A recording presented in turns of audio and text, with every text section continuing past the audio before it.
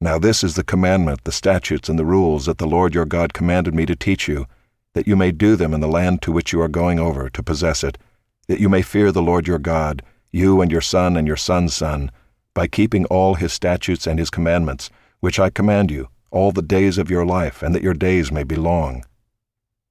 Hear therefore, O Israel, and be careful to do them, that it may go well with you, and that you may multiply greatly, as the Lord, the God of your fathers, has promised you, in a land flowing with milk and honey. Hear, O Israel, the Lord our God, the Lord is one. You shall love the Lord your God with all your heart, and with all your soul, and with all your might. And these words that I command you today shall be on your heart. You shall teach them diligently to your children, and shall talk of them when you sit in your house, and when you walk by the way, and when you lie down, and when you rise. You shall bind them as a sign on your hand, and they shall be as frontlets between your eyes. You shall write them on the doorposts of your house and on your gates.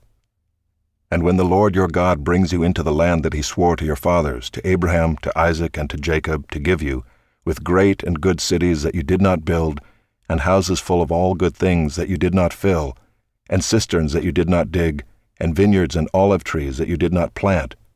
And when you eat and are full, then take care lest you forget the Lord who brought you out of the land of Egypt, out of the house of slavery.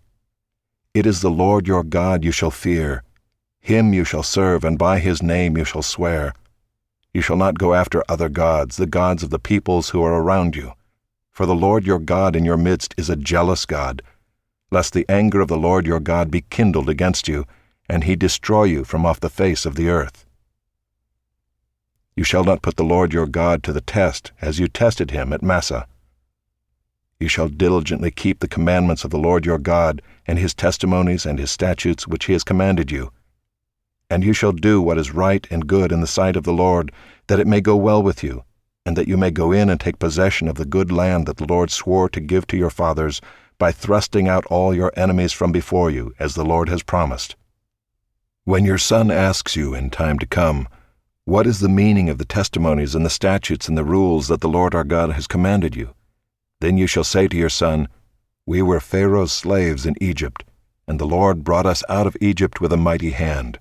And the Lord showed signs and wonders, great and grievous, against Egypt and against Pharaoh and all his household, before our eyes.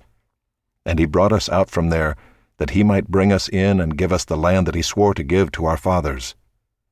And the Lord commanded us to do all these statutes, to fear the Lord our God, for our good always, that he might preserve us alive as we are this day.